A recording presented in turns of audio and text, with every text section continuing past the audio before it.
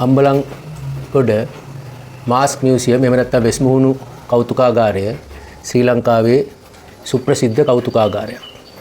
ශ්‍රී ලංකාවේ පමණක් නෙවෙයි මේක ලෝකයේ බොහෝ රටවල් වල ප්‍රසිද්ධියටපත් වුණු කෞතුකාගාරයක්. කෞතුකාගාරයක් හැටියට පමණක්ම නෙවෙයි මෙහි කටයුතු කෙරෙන්නේ මේ වෙස්මුහුණු කර්මාන්තයට අදාළව පැරණි දේවල් ප්‍රදර්ශනය කරමින් ඒ වගේ දැනුම ලබා දෙමින් ජාතික හා ජාත්‍යන්තර තලයට ඒවා ප්‍රායෝගිකව නිෂ්පාදනය කරන ආකාරය නිර්මාණය කරන ආකාරයත් එතනදීම සිදු කරනවා. එතකොට කෞතුකාගාර නැරඹීමටත් ඒවා නිර්මාණය කරන තාක්ෂණික පැති අධ්‍යයනය කිරීමටත් මේකෙන් පුළුවන්කම ලැබෙනවා. ඒ අනුව දිවයිනේ විවිධ ප්‍රදේශ වලින් පාසල් දරුවන් මෙන්ම පරිශ්‍රණය කරන අයත් අනිකුත් මේ සම්බන්ධව උනන්දුවක් දක්වන අයත් නිරන්තරයෙන් මේ කෞතුකාගාරයට පැමිණෙනවා. ජාත්‍යන්තර වශයෙන් උත් බොහෝ පිරිස් මේ ආයතනයට පැමිණෙනවා.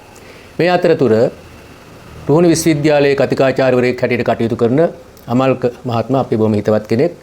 දැන් මාස 7-8කට ඉස්සෙල්ලා මගෙන් ඉල්ලීමක් කරා සර් අපේ කෞතුකාගාරේ මෙහෙම වෙස්මුහුණු තාම හොඳ ඒවා තියෙනවා, හොඳ තත් ඒවා තියෙනවා. අවුරුදු 200ක් පැරණි ඒවා තියෙනවා. ඒවත් දැන් ටිකක් දි รา පත් වෙමින් යනවා වගේ පේනවා.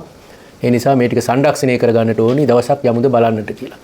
ඒ දවස්වල අපි වෙනත් කෞතුකාගාරයක කටයුතු කරමින් හිටිය නිසා අවිවේකීව හිටියේ. පසුගිය දවසක අවස්ථාවක් ලැබිලා අපි මෙහි ආවට පස්සේ අපිටත් තේරුණා අමල්ක මහත්මයා කියපු විදිහට මේවා යම් කර්මයකට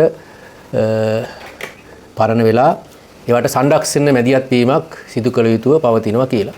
ඒ අනුව ශ්‍රී ජයවර්ධනපුර විශ්වවිද්‍යාලයේ මහාචාර්යවරයෙක් හැටියට කටයුතු කරන්නේ මම.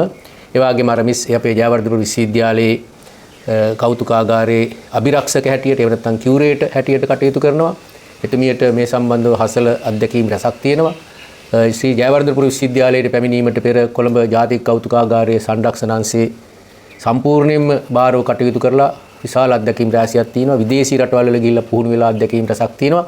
ඒ අනුව එතුමියත් මාත් කල්පනා කරලා අපි මේ වැඩේ බාරගත්තා. ඒ වගේම අතන ඉන්නේ අපි මේ සම්බන්ධව කෞතුකාගාරවල සංරක්ෂණ කටයුතු, ප්‍රදර්ශන කටයුතු හා අනිකුත් විවිධාකාර කෞතුකාගාර මැදිහත් වීම සම්බන්ධව පුහුණුවක් ලබා තිබෙන මහත්තයෙක් තමයි එතුමා ඉන්නේ. එතුමාත් අපි මේ සම්බන්ධව හොඳින් පුහුණු කරලා තියෙන්නේ.